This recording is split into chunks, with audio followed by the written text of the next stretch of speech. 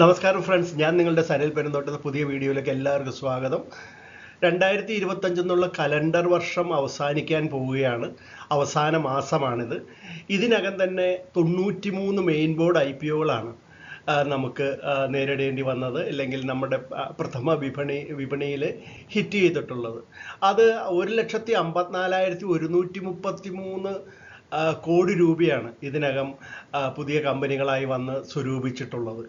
അപ്പോൾ മാർക്കറ്റിൽ നിന്ന് ഇതിനകം ഈ വർഷം അവസാനിക്കുമ്പോഴത്തേക്കും 2 ലക്ഷം കോടി രൂപ സമാഹരിക്കപ്പെടും എന്നാണ് പ്രതീക്ഷിക്കുന്നത്. ഇത് കഴിഞ്ഞ വർഷം ഇതേ സമയം ഏകദേശം 1,59,000 കോടി രൂപയായിരുന്നു.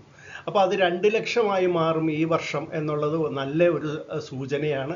മാത്രമല്ല FDI അല്ലെങ്കിൽ വിദേശ നിക്ഷേപം എല്ലാം ഇന്ത്യയിൽ വളരെയധികം കൂടിയിരിക്കുകയാണ്. ഏകദേശം 18% വളർച്ചയാണ് ഈ വർഷം സംഭവിച്ചിട്ടുള്ളത്. അതുപോലെ തന്നെ ഇന്ത്യയുടെ വളർച്ചാ നിരക്കും വളരെയധികം കൂടും എന്നാണ് പ്രവചനം വന്നിട്ടുള്ളത്. അല്ലെങ്കിൽ സാമ്പത്തിക കമ്പനികളുടെ അല്ലെങ്കിൽ റേറ്റിംഗ് ഏജൻസികളുടെ എല്ലാം തന്നെ കണക്ക് കൂടൽ. അപ്പോൾ നല്ല ഒരു ഭാവിയാണ് ഇന്ത്യൻ മാർക്കറ്റിന് ഈ അടുത്ത കാലത്ത് ഇനി സംഭവിക്കാനിരിക്കുന്നത് എന്ന് നമുക്ക് എല്ലാവർക്കും പ്രതീക്ഷിക്കാം. സെക്കൻഡറി മാർക്കറ്റിലും പ്രൈമറി മാർക്കറ്റിലും അതിൻ്റെ പ്രതിഫലനം നമുക്ക് ഉടൻ തന്നെ കാണാനായിട്ട് സാധിക്കും. ഇപ്പോൾ തന്നെ നല്ല ഒരു കയറ്റത്തിലാണ് മാർക്കറ്റുകളെല്ലാം തന്നെ. ദൈനംദിനമായിട്ടുണ്ടാകുന്ന കയറ്റിറക്കങ്ങളല്ല ഞാൻ ഉദ്ദേശിച്ചത്. മാർക്കറ്റ് നമ്മുടെ സമ്പദ് ഘടനയോടൊപ്പം തന്നെ നല്ല വളർച്ച നേടിക്കൊണ്ടിരിക്കും എന്നുള്ളത് ഉറപ്പാണ്. അല്ലെങ്കിൽ ഇന്ന് ഞാൻ നിങ്ങളോട് സംസാരിക്കാൻ പോകുന്നത് മീഷോ ലിമിറ്റഡ് എന്നുള്ളൊരു കമ്പനിയുടെ IPO വിശേഷമാണ്. മീഷോയെക്കുറിച്ച് പ്രത്യേകിച്ച് പറയേണ്ട ആവശ്യമില്ല. ഫ്ലിപ്കാർട്ടിനേക്കാളും അല്ലെങ്കിൽ ആമസോണിനേക്കാളും കൂടുതൽ ആളുകൾ ഇടപെടുന്ന ഒരു ഇന്ത്യൻ കോമേഴ്സ് പ്ലാറ്റ്ഫോമാണ് മീഷോ എന്ന് പറയുന്നത്. അവർ കസ്റ്റമേഴ്സിനെയും സെല്ലേഴ്സിനെയും ലോജിസ്റ്റിക് പാർട്ട്നേഴ്സിനെയും കണ്ടൻറ് ക്രിയേറ്റേഴ്സിനെയും എല്ലാം തന്നെ കണക്ട് ചെയ്യുന്ന ഒരു ഇന്ത്യൻ കോമേഴ്സ് പ്ലാറ്റ്ഫോമാണ് മീഷോ എന്ന് നമുക്കറിയാം. അവരെ സംബന്ധിച്ച് പറയുകയാണെങ്കിൽ ഡിസംബർ 3 മുതൽ 5 വരെയാണ് ഈ ജാപ്പനീസ് ഫിനാൻഷ്യൽ കമ്പനിയായിട്ടുള്ള ഇൻവെസ്റ്റ്മെൻറ്റ് കമ്പനിയായിട്ടുള്ള സോഫ്റ്റ് ബാങ്കിൻ്റെ പിന്തുണയോടുകൂടി പ്രവർത്തിക്കുന്ന മീഷോ ലിമിറ്റഡ് എന്നുള്ള കമ്പനിയുടെ IPO വരുന്നത്. ഡിസംബർ 3 മുതൽ 5 വരെയാണ് അവരുടെ ഇഷ്യൂ ഓപ്പൺ ആയിരിക്കുന്നത്. ഇവർ മൊത്തമായിട്ട് മാർക്കറ്റിൽ നിന്ന് റേസ് ചെയ്യാൻ ഉദ്ദേശിക്കുന്നത് 5,421.2 കോടി രൂപയാണ്. അതിൽ 4,250 കോടി രൂപയ്ക്കുള്ള ഫ്രഷ് ഓഹരികളുടെ വിൽപ്പനയിലൂടെ തന്നെയാണ് കമ്പനി നേടാൻ ഉദ്ദേശിക്കുന്നത്. 1,171.2 കോടി രൂപയാണ് ഓഫർ ഫോർ സെയിലായിട്ട് അവർ സ്വരൂപിക്കുന്നത്. അപ്പോൾ നമുക്ക് ഈ മീഷോ ലിമിറ്റഡ് എന്നുള്ള ഈ കമ്പനിയുടെ നമുക്കെല്ലാവർക്കും സുപരിചിതമായ മീഷോയെക്കുറിച്ചുള്ള IPO വിശേഷം ഒന്ന് നോക്കാം. മീഷോ ലിമിറ്റഡ് എന്നുള്ള ഈ കോമേഴ്സ് പ്ലാറ്റ്ഫോമിന് ഇതുവരെ 23.42 കോടി യൂസേഴ്സാണ്, അല്ലെങ്കിൽ ഇതിൽ ട്രാൻസാക്ഷൻസ് നടത്തുന്നവരാണുള്ളത്. അതിൽ 20.58 കോടി ആൾക്കാരും പ്രധാന നഗരങ്ങൾക്ക് പുറത്തുള്ളവരാണ് രാജ്യത്ത് എന്നുള്ളത് എടുത്തു പറയേണ്ട ഒരു കാര്യമാണ്. അല്ലാതെ വളരെ സിറ്റിയിലുള്ള ആളുകളല്ല ഇതിൽ പ്രധാനമായിട്ടും. 20.58 കോടി ആൾക്കാർ പ്രധാനപ്പെട്ട 8 നഗരങ്ങൾക്ക് പുറത്തുള്ളവരാണ് എന്ന് കമ്പനി അവകാശപ്പെടുന്നുണ്ട്. അതിൽ തന്നെ ഏകദേശം 53.27% സ്ത്രീകളാണ് കമ്പനിയുടെ ഇടപാടുകാർ എന്നുള്ളതും എടുത്തു പറയേണ്ട ഒരു കാര്യമാണ്. അപ്പോൾ ഈ ഏറ്റവും അടുത്ത ഈ കണക്ക് വെച്ച് നോക്കുകയാണെങ്കിൽ 5 ലക്ഷം ട്രാൻസാക്റ്റിംഗ് സെല്ലേഴ്സാണ് കമ്പനിക്കുള്ളത്. ട്രാൻസാക്റ്റിംഗ് സെല്ലേഴ്സ് എന്ന് പറയുമ്പോഴത്തേക്കും ഈ പ്ലാറ്റ്ഫോമിൽ തങ്ങളുടെ പ്രോഡക്റ്റുകൾ കൊണ്ടുവന്ന് അത് വിൽക്കാനായിട്ട് ശ്രമിക്കുന്ന സെല്ലേഴ്സ് 5 ലക്ഷമാണ് എന്ന് കാണാനായിട്ട് സാധിക്കും. അതുപോലെ അവരുടെ ആനുവൽ ട്രാൻസാക്റ്റിംഗ് യൂസേഴ്സ് ഏറ്റവും പുതിയ കണക്ക് വെച്ചിട്ട് 199 മില്യൺ ആൾക്കാരാണ്. അവർ എല്ലാവരും കൂടി ചേർന്ന് 1.8 ബില്യൺ ഓർഡേഴ്സാണ് പ്ലേസ് ചെയ്തിട്ടുള്ളത്. അപ്പോൾ വലിയ കണക്കുകളാണ് മീഷോയുടെ ഇടപാടുകളുടെ കാര്യത്തിൽ സംഭവിച്ചുകൊണ്ടിരിക്കുന്നത്. അതായത് അവരുടെ ഈ പ്ലാറ്റ്ഫോം വഴി സെല്ലേഴ്സ് വളരെയധികം വേഗത്തിൽ അവരുടെ പ്രോഡക്റ്റുകൾ വിറ്റഴിക്കുന്നു. നിരവധിയായിട്ടുള്ള ഉപഭോക്താക്കളെ അവർക്ക് കിട്ടുന്നു. 29% അവരുടെ ഗ്രോത്ത് റേറ്റ്, അല്ലെങ്കിൽ നെറ്റ് മെർക്കൻഡൈസ് വാല്യൂ എന്ന് പറയുന്നത് 29,988 കോടിയാണ് 2025. 29% വളർച്ചയാണ് തലേ വർഷത്തെ അപേക്ഷിച്ച്. മാത്രമല്ല 2026 ആദ്യ ക്വാർട്ടർ നോക്കുകയാണെങ്കിൽ ഈ നെറ്റ് മെർക്കൻഡൈസ് വാല്യൂ എന്ന് പറയുന്നത് 36% ഒരു ജമ്പാണ് നടത്തിയിരിക്കുന്നത് എന്നും നമുക്ക് കാണാനായിട്ട് സാധിക്കും. 5421.2 കോടി രൂപ സമാഹരിക്കുമ്പോൾ അതിൽ 4250 കോടി രൂപയാണ് ഫ്രഷ് ഓഹരികളുടെ വിൽപ്പനയിലൂടെ കമ്പനിക്ക് ലഭിക്കുന്നത്. അത് എങ്ങനെ വിനിയോഗിക്കാനാണ് കമ്പനി ഉദ്ദേശിക്കുന്നത് എന്ന് നോക്കുകയാണെങ്കിൽ പ്രധാനമായിട്ട് 1390 കോടി രൂപ അവർ ക്ലൗഡ് ഇൻഫ്രാസ്ട്രക്ചറിന് വേണ്ടിയിട്ട് അവരുടെ സബ്സിഡിയറി കമ്പനിയായിട്ടുള്ള MTPL എന്ന കമ്പനിയുടെ ക്ലൗഡ് ഇൻഫ്രാസ്ട്രക്ചർ ഡെവലപ്മെൻറ്റിന് വേണ്ടിയിട്ട് വിനിയോഗിക്കുമെന്ന് പറയുന്നുണ്ട്. അതുപോലെ ഒരു 480 കോടി രൂപ അവർക്ക് ഈ AI ടെക്നോളജി ടീമിനും അതുപോലെ തന്നെ മെഷീൻ ലേണിംഗ് ടീമിനെ ഒക്കെ വേണ്ടിയിട്ട് അവരുടെ സാലറീസും എല്ലാം കൊടുക്കുന്നതിന് വേണ്ടിയിട്ടും പുതിയ ടീമിനെ നിയോഗിക്കുന്നതിന് വേണ്ടിയിട്ടും എല്ലാം വിനിയോഗിക്കും. അതുപോലെ ഒരു 1020 കോടി രൂപ മാർക്കറ്റിങ്ങിന് വേണ്ടിയിട്ടും ബ്രാൻഡ് ഇനീഷ്യേറ്റീവിന് വേണ്ടിയിട്ടും കമ്പനി വിനിയോഗിക്കുമെന്ന് പറയുന്നുണ്ട്. ബാക്കിയുള്ള തുക അവർ ഇനോർഗാനിക് ആയിട്ടുള്ള അല്ലെങ്കിൽ അക്വിസിഷൻസിനൊക്കെ വേണ്ടിയിട്ട്, സ്ട്രാറ്റജിക് ഇനീഷ്യേറ്റീവിനൊക്കെ വേണ്ടിയിട്ടും അതുപോലെ തന്നെ മറ്റ് കോർപ്പറേറ്റ് ആവശ്യങ്ങൾക്ക് വേണ്ടിയിട്ടും വിനിയോഗിക്കുമെന്നാണ് അവരുടെ പ്രോസ്പെക്ടസിൽ പറഞ്ഞിട്ടുള്ളത്. മീഷോയുടെ പ്രൊമോട്ടേഴ്സിനെ നോക്കുകയാണെങ്കിൽ വിദിത് അത്രേ അതുപോലെ സഞ്ജീവ് കുമാർ എന്ന് 2 പേരാണ് പ്രധാന പ്രൊമോട്ടേഴ്സായിട്ട് കാണുന്നത്. വലിയ ഡിസ്കൗണ്ടുകൾ കസ്റ്റമേഴ്സിന് കൊടുത്തുകൊണ്ടുള്ള ഒരു രീതിയല്ല മീഷോ സ്വീകരിച്ചിരിക്കുന്നത്. ഡെയിലി ലോ പ്രൈസ് എന്നുള്ളതാണ്, ദിവസേന ഏറ്റവും കുറഞ്ഞ വില, അതിലാണ് അവരുടെ വിൽപ്പന എന്ന് പറയുന്നത്. അതുപോലെ തന്നെ ഈ സെല്ലേഴ്സ് ഉണ്ടല്ലോ, ഈ പ്രോഡക്റ്റ് വിൽക്കുന്നവർ ഈ പ്ലാറ്റ്ഫോം യൂസ് ചെയ്യുന്ന അതിനൊന്നും അവർ ചാർജ് ചെയ്യുന്നില്ല. ഈ സെല്ലേഴ്സിൻ്റെ അടുത്തുനിന്നൊന്നും അതിന് പ്രത്യേക ഫീസ് അവർ ഈടാക്കുന്നില്ല.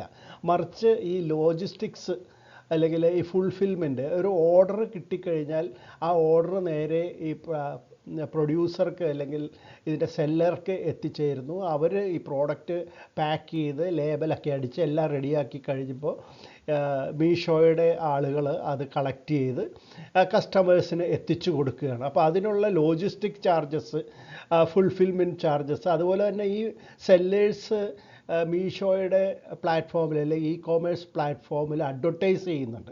ഈ അഡ്വർടൈസ്മെൻറ്റിൻ്റെ ചാർജസ്, ഇങ്ങനെയൊക്കെ ഉള്ളതാണ് അവരുടെ വരുമാനം എന്ന് പറയുന്നത്. അപ്പോൾ ഈ വരുമാനത്തിൻ്റെ കാര്യത്തിൽ ഇന്ത്യയിൽ ഇ-കോമേഴ്സ് പ്ലാറ്റ്ഫോമുകൾക്ക് 11 മുതൽ 12% വരെ മാത്രമാണ് 2023 മുതൽ 25 വരെ നോക്കുകയാണെങ്കിൽ വളർച്ച ഉണ്ടായിട്ടുള്ളൂ. എങ്കിലും മീഷോയുടെ കാര്യത്തിൽ അത് 46% വളർച്ച എന്നുള്ളത് മനസ്സിലാക്കണം. അതായത് അവരുടെ ഈ മോഡസ് ഓഫ് ഓപ്പറാൻഡി വളരെ ഒരു യുണീക്കായിട്ടുള്ളതാണ്. സെല്ലേഴ്സിനെ സംബന്ധിച്ചും കസ്റ്റമേഴ്സിനെ സംബന്ധിച്ചും വളരെ അധികം പ്രയോജനകരമായിട്ടുള്ള ഒരു രീതിയിലാണ് മീഷോ പ്രവർത്തിക്കുന്നത്. ഇനി വളരെ ശ്രദ്ധയോടെ നമ്മൾ മനസ്സിലാക്കേണ്ട ഒരു കാര്യം ഇതിൻ്റെ ഫിനാൻഷ്യൽ കണക്കുകളാണ്. ഇത് റവന്യൂയുടെ കാര്യത്തിൽ ക്രമാനുഗതമായിട്ട് വളർച്ച കാണിക്കുന്നുണ്ട് കമ്പനി. 2024 7,615.15 കോടി രൂപ റവന്യൂ ഉണ്ടാക്കിയ കമ്പനി അത് 2025 ആയപ്പോൾ 9,389.9 കോടിയുടെ റവന്യൂ ആയിട്ട് അത് വർദ്ധിപ്പിച്ചിട്ടുണ്ട്. എന്നാൽ എക്സ്പെൻസസ് കമ്പനിയുടെ വളരെയധികം കൂടുതലാണ്. ഓരോ വർഷവും നമ്മൾ കാണുന്ന കഴിഞ്ഞ 3 വർഷത്തെ നോക്കുകയാണെങ്കിൽ റവന്യൂയേക്കാൾ കൂടുതൽ എക്സ്പെൻസസ് കാണുന്നുണ്ട്. അതുകൊണ്ട് തന്നെ നെറ്റ് ഇൻകം വളരെ നെഗറ്റീവായിട്ടാണ് കാണുന്നത്. 2024 327.64 കോടി രൂപയാണ് കമ്പനിക്ക് നഷ്ടം. അതുപോലെ 2025 ആയപ്പോൾ അത് 3,941.7 കോടിയുടെ നഷ്ടമാണ് കാണിക്കുന്നത്.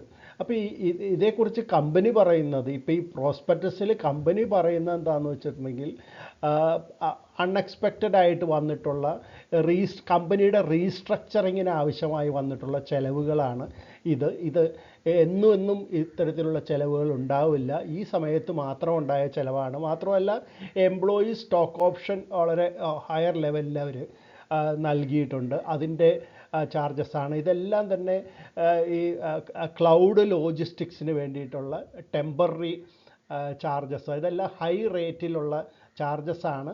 അതെല്ലാം തന്നെ ടെമ്പററി ആണ്. ഇനി ഫ്യൂച്ചറിൽ ഇതുണ്ടായിക്കൊള്ളണമെന്നില്ല.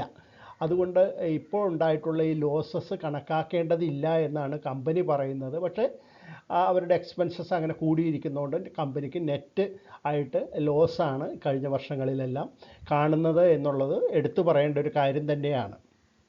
ഇനി കമ്പനിയുടെ പിയർ കമ്പനികൾ ഏതൊക്കെയാണെന്ന് നോക്കുകയാണെങ്കിൽ നമുക്ക് കാണാൻ സാധിക്കുന്നത് എറ്റേണൽ ലിമിറ്റഡ്, പിന്നെ സ്വിഗ്ഗി ലിമിറ്റഡ്, അതോടൊപ്പം തന്നെ ബ്രെയിൻ ബീസ് സൊല്യൂഷൻസ്, നമ്മൾ ഫസ്റ്റ് ക്രൈ എന്ന് പറയുന്ന ബ്രെയിൻ ബീസ് സൊല്യൂഷൻസ്, പിന്നെ FSN e commerce, Falguni ventures എന്ന് പറയുന്ന കമ്പനി, അതുപോലെ വിശാൽ മെഗാ മാർട്ട്, ട്രെൻഡ്, ടാറ്റയുടെ ട്രെൻഡ് ലിമിറ്റഡ്, ഇതെല്ലാമാണ് കമ്പനിയുടെ ലിസ്റ്റഡ് ആയിട്ടുള്ള പിയർ കമ്പനികളായി കാണുന്നത്. മൈ ഷോപ്പ് അല്ലെങ്കിൽ മേരി ഷോപ്പ് എന്നുള്ളതിൻ്റെ ചുരുക്കപ്പേരാണ് മീഷോ എന്നുള്ളത് നമ്മൾ മനസ്സിലാക്കണം. അപ്പോൾ മീഷോയുടെ IPO വിശേഷം ഒറ്റ നോട്ടത്തിൽ നമുക്കൊന്ന് പരിശോധിക്കാം. ഇത് 3-ാം തീയതി മുതൽ 5-ാം തീയതി വരെയാണ് ഡിസംബർ മാസത്തിൽ ഓപ്പൺ ആയിരിക്കുന്നത്. പ്രൈസ് ബാൻഡ് 105 രൂപ മുതൽ 111 രൂപ വരെയാണ്. നേരത്തെ പറഞ്ഞ പോലെ തന്നെ ഫ്രഷ് ഓഹരികൾ 4250 കോടി രൂപയ്ക്കുള്ളതും ഓഫർ ഫോർ സെയിൽ 1171.2 കോടി രൂപയ്ക്കുള്ളതുമാണ്. അപ്പോൾ ഓഫർ ഫോർ സെയിൽ എന്ന് പറയുമ്പോൾ 10.55 കോടി ഓഹരികളാണ് ഇത്തരത്തിൽ വിറ്റഴിക്കപ്പെടുന്നത്. അപ്പോൾ ടോട്ടൽ IPO സൈസ് 5421.2 കോടി രൂപയ്ക്കുള്ളതാണ്. മിനിമം ഒരു റീറ്റെയിലർ അപ്ലൈ ചെയ്യേണ്ടത് 135 ഓഹരികളാണ്. 1 രൂപയാണ് കേട്ടോ ഇതിൻ്റെ ഫേസ് വാല്യൂ എന്ന് പറയുന്നത്. അപ്പോൾ ഇത് അലോട്ട്മെൻറ്റ് കൊടുക്കുന്നത് റീറ്റെയിലേഴ്സിന് 10% ഉള്ളൂ. 75% ഇൻസ്റ്റിറ്റ്യൂഷൻസിനാണ് കൊടുക്കുന്നത്, 15% HNIസിന് കൊടുക്കുന്നുണ്ട്. അതുപോലെ 10% മാത്രമാണ് റീറ്റെയിലേഴ്സിനുള്ളത്. NSEയിലും BSEയിലും ഇത് ലിസ്റ്റ് ചെയ്യും. 8-ാം തീയതി ആയിരിക്കും അലോട്ട്മെൻറ്റ് വരിക എന്ന് പ്രതീക്ഷിക്കപ്പെടുന്നുണ്ട്. 10-ാം തീയതി ആയിരിക്കും മിക്കവാറും ഇതിൻ്റെ ലിസ്റ്റിംഗ് വരുന്നത്. ഇനി നമുക്കിതിൻ്റെ മർച്ചൻ്റ് ബാങ്കേഴ്സ് ആരൊക്കെയാണെന്ന് നോക്കാം. Kotak Mahindra capital, JP Morgan, Morgan Stanley, axis capital, city group global, ഇതൊക്കെയാണ് ഇതിൻ്റെ ലീഡ് മാനേജേഴ്സ്. KFin ടെക്നോളജീസ് ആണ് ഇവരുടെ രജിസ്ട്രാർ എന്ന് പറയുന്നത്.